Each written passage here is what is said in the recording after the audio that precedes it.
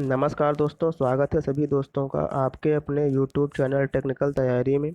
दोस्तों, आज मैं आप लोगों के लिए असिस्टेंट बोर्डिंग टेक्नीशियन एग्ज़ाम से रिलेटेड प्रैक्टिस सेट नंबर 12 लेकर के आया हूं। इसके पहले की प्रैक्टिस सेट 11 सॉल्व हो चुके हैं। अगर आप नहीं सॉल्व किए हैं, उनका लिंक आपको वीडियो के डिस्क्रिप्शन में मिल जाएगा, वहां से जाकर के आप सॉल्व कर सकते हैं। दोस्तों, प्रैक्टिस सेट 11 में आपको क्वेश्चन होमवर्क दिए थे, कुछ लोगों ने उसका सही आंसर दिया है। तो पहले उस क्वेश्चन को देख लेते हैं, फिर आज का प्रैक्टिस सेट स्टार्ट करते हैं।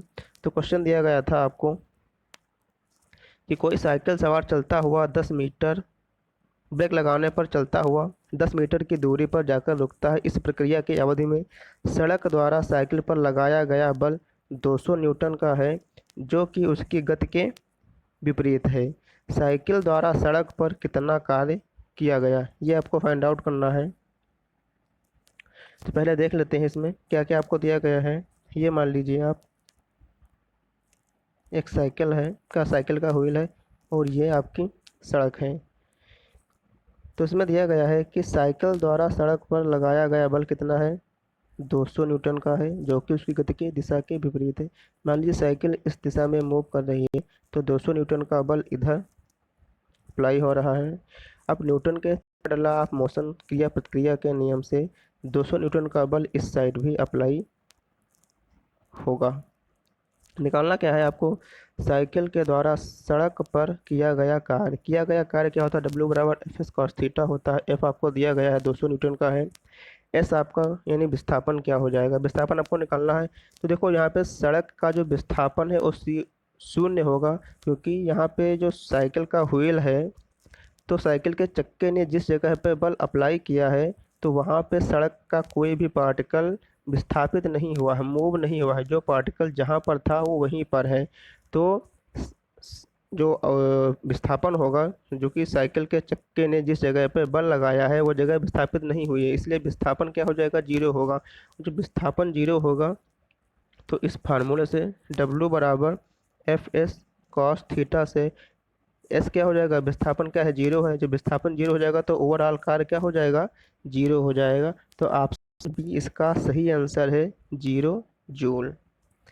दोस्तों, चलते हैं आज के वीडियो की तरफ। आज का पहला क्वेश्चन दिया गया है, निम्नलिखित कण एक ही गतिज ऊर्जा के साथ चल रहे हैं, उनमें से सबसे अधिक संवेग किसका है। ऑप्शन है इलेक्ट्रॉन, प्रोटॉन, न्यूट्रॉन या सभी बराबर होंगे। अब देखो आपको क्या कहा रहा है क्वेश्चन, कि कण हैं ये सभी एक ही गतिज ऊर्जा के साथ चल रहे हैं, यानी सभी के की वैल्यू क्या है, समान है। के यानी काइनेटिक एनर्जी, गतिज ऊर्जा।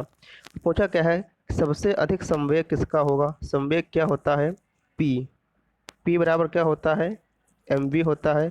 और गतिज ऊर्जा के बराबर क्या होता है, हाफ एम बी स्क्वायर होता है। तो इन दोनों संयुक्त फार्मूला होता है वो आप देख लीजिए, गतिज ऊर्जा और संवेग का होता है फार्मूला, के बराबर पी स्क्वायर अपान 2m। यानी कि जो काइनेटिक एनर्जी होती है, गतिज ऊर्जा, वो कण के मास, एम क्या है वहाँ, यहाँ पे मास है, मास के इन्वर्सली प्रोपोर्शनल होती है। तो आपको निकालना क्या है, किसका संवेग अधिक है, संवेग आपको निकालना है। तो ये पहले ये क्या हो जाएगा, पी स्क्वायर बराबर 2m के हो जाएगा। यानी कि जो गतिज ऊर्जा होता है, गतिज ऊर्जा संवेग के डायरेक्टली प्रोपोर्शनल होता है, और गतिज ऊर्जा जो होता है द्रव्यमान के इन्वर्सली प्रोपोर्शनल होता है। यहाँ पे कहा दिया क्या गया है कि एक ही गतिज ऊर्जा के साथ चल रहे हैं और किसका संवेग अधिक होगा, यानी आपको संवेग और गतिज ऊर्जा से मतलब रखना है। तो यहाँ पे गतिज पी क्या है, यहाँ पे संवेग है, और के क्या है, गतिज ऊर्जा है। यानी किसी पिंड का जो संवेग होता है वो उसकी गतिज ऊर्जा के डायरेक्टली प्रोपोर्शनल होता है। अब गतिज ऊर्जा तो समान है, तो ये सभी की के का मान सभी का इक्वल रहेगा। अब किसका संवेग अधिक होगा ये निकालना है, तो इसके लिए आपको क्या पता होना चाहिए, एम यानी मास, प्रत्येक कण का मास यानी द्रव्यमान आपको पता होना चाहिए। तो जिसका द्रव्यमान ज़्यादा होगा उसी का संवेग अधिक होगा, क्योंकि के की वैल्यू सभी के लिए इक्वल है और 2 भी सभी के लिए सेम रहेगा। तो जिसका मास अधिक होगा, पी की वैल्यू उसी की ज़्यादा आ जाएगी। तो देख लेते हैं किसका मास अधिक होता है। मास ऑफ प्रोटॉन कितना होता है, 1.67 गुणे 10⁻⁻27 kg। इलेक्ट्रॉन का मास क्या होता है, 9.1 गुणे 10⁻⁻31 kg। और न्यूट्रॉन का मास क्या होता है, 1.72 गुणे 10⁻⁻27 kg। तो जो अधिक मास होता है वो यहाँ पे किसका होता है दोस्तों, इलेक्ट्रॉन का होता है। क्या होता है, 9.1 गुणे 10⁻⁻31। तो फार्मूले से क्या हो जाएगा, p² बराबर 2m k, यानी मास किसका ज़्यादा है, इलेक्ट्रॉन का ज़्यादा है। तो जो संवेग होगा वो किसका ज़्यादा होगा, इलेक्ट्रॉन का संवेग ज़्यादा होगा। तो इसका राइट आंसर क्या हो जाएगा, ऑप्शन फर्स्ट हो जाएगा, electron is right answer, option A. दोस्तों बहुत ही अच्छा क्वेश्चन है, आप सभी के नंबर दिए गए हैं, इनका मास और ये जो फार्मूला आपको बताए हैं k बराबर p²/2m, आप याद रखेंगे। अगला क्वेश्चन दिया गया है, FPS सिस्टम में द्रव्यमान की इकाई पाउंड होती है का प्रतीक है, यानी पाउंड का प्रतीक क्या होता है। FPS मतलब क्या होता है, फुट पाउंड सेकेंड, यानी FPS सिस्टम में लंबाई की इकाई क्या होती है, फुट होती है, द्रव्यमान की पाउंड और समय की सेकंड होती है। तो जो पाउंड होती है ये द्रव्यमान की इकाई होती है, FPS सिस्टम में इसका प्रतीक पूछा है तो इसका प्रतीक क्या होता है दोस्तों, LB होता है। ऑप्शन सी इसका राइट आंसर हो जाएगा, LB। याद रखना, बहुत ही अच्छा क्वेश्चन है। अगला क्वेश्चन दिया गया है, निषेधात्मक चिन्ह की आकृति व पृष्ठभूमि कैसी होती है, गोल या नीली, वर्ग लाल, गोल या सफ़ेद, त्रिभुज या हरा। तो निषेधात्मक चिन्ह जो होते हैं उनकी आकृति गोल होती है और पृष्ठभूमि कैसी होती है, नीली होती है, यानी ऑप्शन 20 क्वेश्चन का राइट आंसर हो जाएगा। अगला क्वेश्चन दिया गया है, निम्न में से गलत है, हीरा एक अत्यंत कठोर पदार्थ होता है, ये तो सही है। ग्रेफाइट इतना मुलायम होता है कि इससे कागज़ पर निशान तक बन सकते हैं, ये भी राइट है। हीरा विद्युत का कुचालक होता है, ये भी राइट है। ग्रेफाइट कुचालक होता है दोस्तों, ग्रेफाइट जो होता है वो विद्युत का क्या होता है, सुचालक होता है। तो पूछा क्या है क्वेश्चन, कौन गलत है, तो ऑप्शन डी जो है ये गलत है, यानी ऑप्शन डी इसका राइट आंसर हो जाएगा। दोस्तों याद रखना, ग्रेफाइट जो होता है वो विद्युत का सुचालक होता है, यानी ऑप्शन डी इसका राइट आंसर हो जाएगा। अगला क्वेश्चन दिया गया है, हीरा कार्बन का एक अपरूप है, यह प्रमाणित किया था। ऑप्शन दिया गया है लेवोजियर, रमफोर्ड, हेंस या डेविड। तो ऑप्शन ए इसका राइट आंसर हो जाएगा, लेवोजियर ने प्रमाणित किया था। कब किया था, 1772 ईस्वी में किया था। और अगर पूछे कि मनुष्य के शरीर में कार्बन की मात्रा कितनी होती है, तो वो 18.5% होती है। और कार्बन को जीवन का रासायनिक आधार कहते हैं। अगला क्वेश्चन है, क्वेश्चन कह रहा है कि एक हल्की और एक भारी वस्तु के संवेग समान है, किसकी गतिज ऊर्जा ज़्यादा होगी। दोस्तों फार्मूला भी आपको बताए थे, k बराबर p²/2m, जहाँ पे k क्या है, गतिज ऊर्जा है, p क्या है, संवेग है, और m क्या है, मास यानी द्रव्यमान है। तो गतिज ऊर्जा जो होती है वो द्रव्यमान के इन्वर्सली प्रोपोर्शनल होती है, यानी जब द्रव्यमान का मान बढ़ेगा तो गतिज ऊर्जा का मान क्या होगा, घटेगा। और जब द्रव्यमान का मान घटेगा तब गतिज ऊर्जा का मान क्या होगा, बढ़ेगा, यानी एक दूसरे के व्युत्क्रम होते हैं। तो क्वेश्चन क्या पूछा है कि गतिज ऊर्जा ज़्यादा होगी, यानी जब गतिज ऊर्जा आपको ज़्यादा चाहिए तो उसके लिए क्या करना होगा, आपको द्रव्यमान को घटाना होगा, क्योंकि संवेग तो दोनों का समान है, हल्की वस्तु का और भारी वस्तु का संवेग समान है।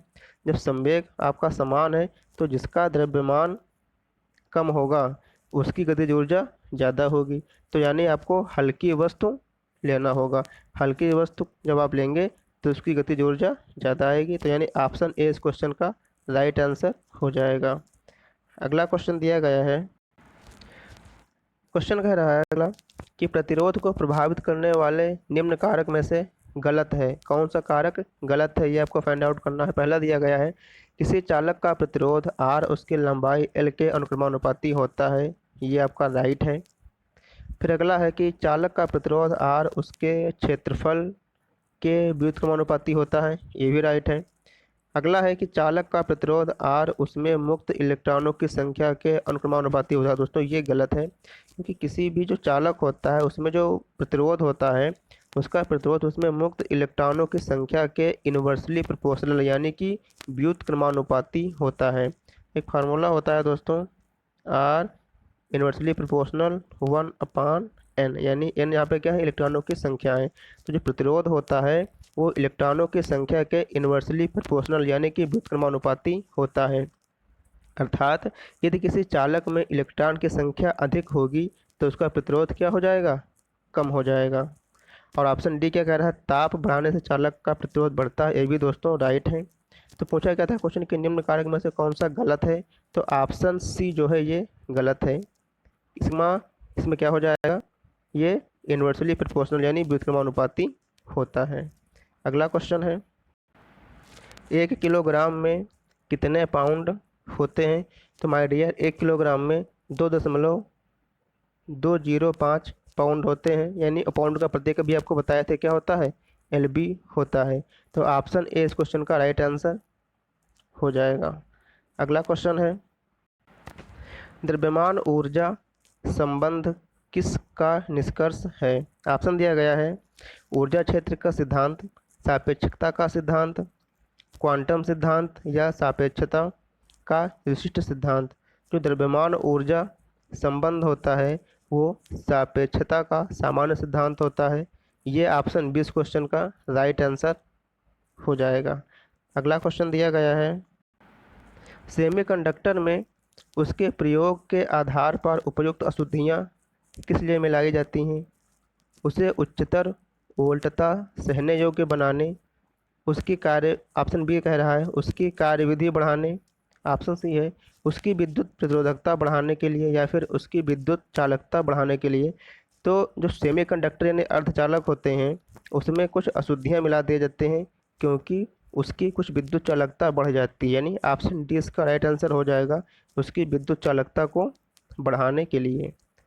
अगला क्वेश्चन है सुपर कंडक्टर ऐसे पदार्थ होते हैं, ऑप्शन है जो उच्च ताप पर विद्युत का चालन करते हैं, जो विद्युत करंट के प्रवाह को उच्च रोधिका देते हैं, जो निम्न तापमान पर विद्युत का चालन करते हैं, या जो विद्युत करंट के प्रवाह को न्यूनतम रोधिका देते हैं, यानी प्रतिरोध कम से कम होता है। तो सुपर कंडक्टर मतलब क्या होता है, जो सुचालक पदार्थ होते हैं तो उसमें क्या होता है, प्रतिरोध न्यूनतम होता है, यानी विद्युत करंट के प्रवाह को न्यूनतम रोधिका देते हैं, यानी ऑप्शन डी इस क्वेश्चन का राइट आंसर हो जाएगा। अगला क्वेश्चन दिया गया है my dear friend, superconductor की चालकता कितनी होती है, असीमित, कम, शून्य या अधिक। तो ऑप्शन ए इसका राइट आंसर हो जाएगा, सुपर कंडक्टर की जो चालकता होती है वो असीमित होती है। डायल वर्नियर कैलिपर किस सिद्धांत पर कार्य करता है, nut bolt, rack pinion, worm और वर्म होल या दो अनुरूप स्केलों के अंतर। तो जो दोस्तों डायल वर्नियर कैलिपर होता है वो रैग पिनियन पे काम करता है, ऑप्शन बी इसका राइट आंसर हो जाएगा। अगर बात आए माइक्रोमीटर की, तो जो माइक्रोमीटर होता है वो नट बोल्ट के सिद्धांत पे काम करता है, और जो वर्नियर कैलिपर होता है वो दो अनुरूप स्केलों के अंतर पे काम करता है। लेकिन यहाँ पे किसकी बात कहा है, यहाँ पे डायल लगाया हुआ है, डायल वर्नियर कैलिपर की बात कहा है। तो एग्जाम में कंफ्यूज मत होना जल्दबाजी के चक्कर में। वर्नियर कैलिपर की अगर बात करेगा किस सिद्धांत पे काम करता है, तो वर्नियर कैलिपर दो अनुरूप स्केलों के अंतर पे काम करता है, और डायल वर्नियर कैलिपर रैक और पिनियन के सिद्धांत पे काम करता है। तो इसका राइट आंसर ऑप्शन बी हो जाएगा। अगला क्वेश्चन दिया गया है, क्वेश्चन कह रहा है कि एक पत्थर को 20 मीटर प्रति सेकंड के वेग से ऊपर की ओर फेंका जाता है, पत्थर के द्वारा प्राप्त अधिकतम ऊंचाई क्या होगी। आपको एच फाइंड आउट करना है। दिया क्या गया है, प्रारंभिक वेग आपको दिया गया है u कितना है, 20 मीटर प्रति सेकंड। अब मान लीजिए कि कोई एक पिंड है, ये इसको ऊपर की ओर फेंका जाता है, तो इसका प्रारंभिक वेग u आपको दिया गया है 20 मीटर प्रति सेकंड। अब जब ये पिंड अधिकतम ऊंचाई पर आएगा तो उसका अंतिम वेग यानी v क्या हो जाएगा, ये आपका 0 हो जाएगा। अब अगर कोई पिंड नीचे से ऊपर की ओर फेंका जाता है तो वहाँ पे g क्या हो जाता है, निगेटिव हो जाता है, क्योंकि जो पृथ्वी होती है वो अपनी ओर आकर्षित करती है और हम पिंड को ऊपर की ओर फेंके होते हैं तो g का मान नेगेटिव में लिया जाता है। और अगर कोई पिंड ऊपर से नीचे की ओर गिराया जाता है तो उसमें g का मान पॉजिटिव लिया जाता है। तो इसमें आपको h निकालना है, v आपको 0 है और u आपको दिया गया है 20 मीटर प्रति सेकंड।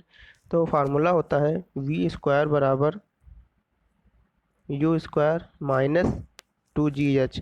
अब यहाँ पे माइनस 2gh अप्लाई किया जाएगा क्योंकि हमने पिंड को नीचे से ऊपर की ओर फेंका है। अगर यही पिंड ऊपर से नीचे की ओर आता तो यहाँ पे g माइनस की जगह पे प्लस हो जाता।